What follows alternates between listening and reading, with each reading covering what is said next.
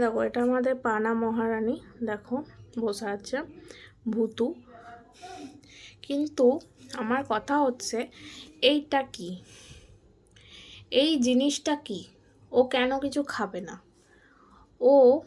ওকে আমি ভ্যাকসিন করালাম, খাবার খাওয়ালাম, কৃমির ওষুধটা দিতে হবে, বাট ওকে যখন মাছ মাংস দিচ্ছে ও নিমেষে খেয়ে নিচ্ছে, কিন্তু যখন মাছ মাংস থাকছে না, অল্প থাকছে, তখনও কিন্তু ভাতটা খাচ্ছে না। কেন এরকম করে? আগেও কিন্তু সব খেত, বললে বিশ্বাস করবে না, শুধু ভাত নামিয়ে দিলে সেটাই ও খেয়ে নিত। কিন্তু এখনও মাছ মাংসটা ছাড়া কিন্তু কিচ্ছু খাচ্ছে না। আমার ওকে প্রচণ্ড রাগ উঠছে, কারণ আমি এত মাছ মাংস নিজেই খাই না, তো ওকে কী করে ওর জন্য জোটাবো বলো?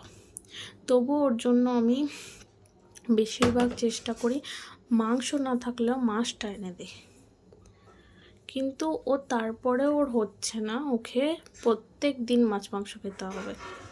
দেখতে পাচ্ছ এখানে থালাটা পড়ে আছে, একটুও ভাত খায়নি, একটুও ভাত ছোঁয়নি, শুয়ে পড়লো।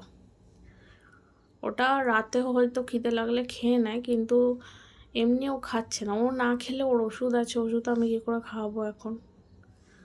ওষুধটা যদি না খায় তাহলে পাটা তো ঠিক হবে না। এখনও আর এক পাতা ওষুধ লাগবে, ওটা খাওয়াতে হবে, কিন্তু ও তো শুনবে না, ও খাবে না। ও ভাত না খেলে আমি ওকে ওষুধ কী করে খাওয়াবো? এটা হচ্ছে সবথেকে বড় প্রবলেম। আর প্রত্যেক দিন মাছ মাংস দিলে ওরও অভ্যাস খারাপ হয়ে যাবে। আর ওর যেহেতু পেটের সমস্যা, তাই আমি অত্যাধিক বেশি মাছ মাংস দিতে পারবো না। কিন্তু ও বোঝে না সেটা, ওকে ভালো মন্দই দিতে হবে।